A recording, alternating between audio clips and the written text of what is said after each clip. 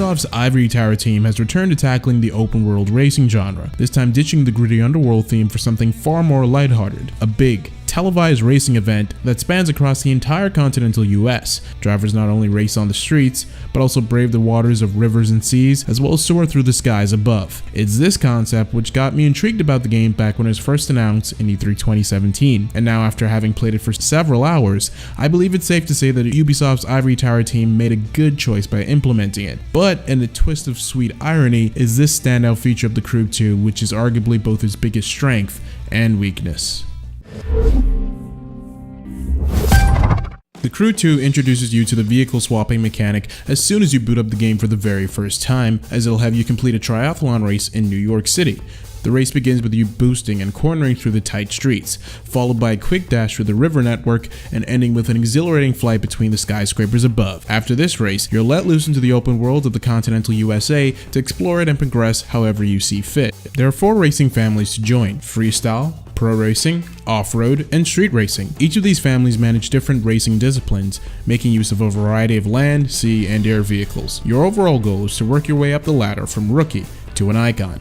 By doing this, you'll unlock more disciplines, which in turn unlocks more events to participate in. This progression is gauged by how many social media followers you earn. Completing events gets you a huge lump sum, but you'll constantly gain more followers as you're free roaming by pulling off cool maneuvers in your different vehicles, like driving at high speed in a car and flying low in an aircraft. But beyond this, progressing in the Crew 2 can be a bit of a grind fest.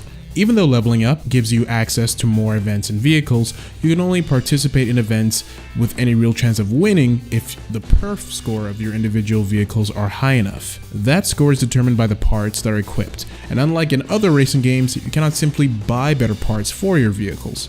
Instead, parts are earned as randomized loot, which drops after winning events. There are also loot boxes scattered throughout the world for you to track down. Since the parts always vary in quality and rarity, you can spend hours backtracking and grinding through events trying to max out each of your vehicle's perf scores. At the very least, this constant grinding will at least get you acquainted with the course layouts, which is a big help since a lot of races feature annoying AI rubber banding. It doesn't totally kill the experience, but it does make things feel unfair more often than not. Of course, you can also buy better vehicles which have better perf scores in the first place, but this too can be a grind as each one costs an absurdly high amount. Buying just a single vehicle can wipe out your entire wallet. But the real problem with this is that vehicles can be purchased far more quickly using real-world cash, indicating that the grinding for in-game currency is being used more or less as a crutch to justify the microtransactions. To be fair, other racing games do the same thing, but the Crew 2's economy still feels very unbalanced. Speaking of unbalanced, that kind of describes a lot of aspects of this game. As mentioned before, the Crew 2 takes on the ambitious task of providing a driving, flying, and sailing experience all wrapped up into one large open world. It really is a great concept, but the sheer scale of it all causes the game to feel unfocused in a lot of areas since it stretches itself kind of thin, trying to juggle so many different things at once. For instance, there are 9 different types of land vehicles spread across 9 different racing disciplines, whereas aircraft and boats only have 2 vehicle types in racing disciplines. Surprisingly, there aren't that many triathlon-style races like the introduction event mentioned before, so the majority of your vehicle swapping action will be regulated to exploring the open world.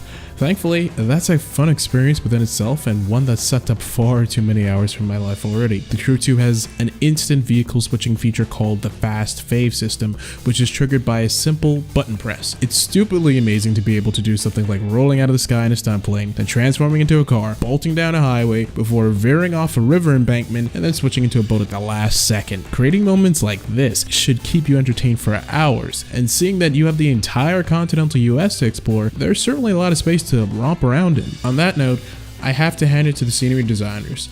While not every little detail of the United States is featured, the Crew 2's map does capture a good general sense of the country. You can get from coast to coast in about a half hour, but this journey will cover just about every bit of the US's geography. The South has swamplands and flat vistas, along with the tropical vibes of Florida. The West has rocky canyons, while the Midwest is filled with wide open farmlands and rolling plains. Moving north will take you into the dense woodlands straddled across vast mountain ranges. All of these regions look really beautiful too, thanks to the gorgeous lighting effects that are are really pronounced when the dynamic weather system kicks in. Rain showers can be particularly beautiful as the reflections of light scattered across puddles make the whole world sparkle. Sunrise and sunsets are also quite mesmerizing, especially when viewed while sailing over open water or soaring above the clouds. Pedestrians, traffic, wildlife, famous landmarks like the Grand Canyon and Niagara Falls, along with major cities like Miami and LA, are also present. Indeed, this is a good recreation of the United States, even if it is bunched up, and it's amazing to be able to have the freedom to traverse the whole thing however you see fit. The only thing that brings this down is those pesky titanium gray trees and gates that kill your speed if you do as much as kiss the tip of them. Truth be told, The Crew 2 definitely has its issues, but it's by no means a bad game. However, in some ways it does feel like a work in progress. Ivory Tower has arguably released the foundation of what could eventually become a truly great game. It's still fun right now, but I believe that within a year, after some content updates and gameplay tweaks, this will truly feel like a more fleshed out experience. Unfortunately, this seems to be a common trait with Ubisoft titles as well as many games in general these days. But even with that being the case, I'd still recommend you at least consider giving The Crew 2 a shot. Nevertheless, what I'm really most concerned about is that I'll actually be able to come back 10 years from now and play this, even if the servers have been deactivated. Seriously, Ubisoft, nobody likes an online-only game unless it's an MMO.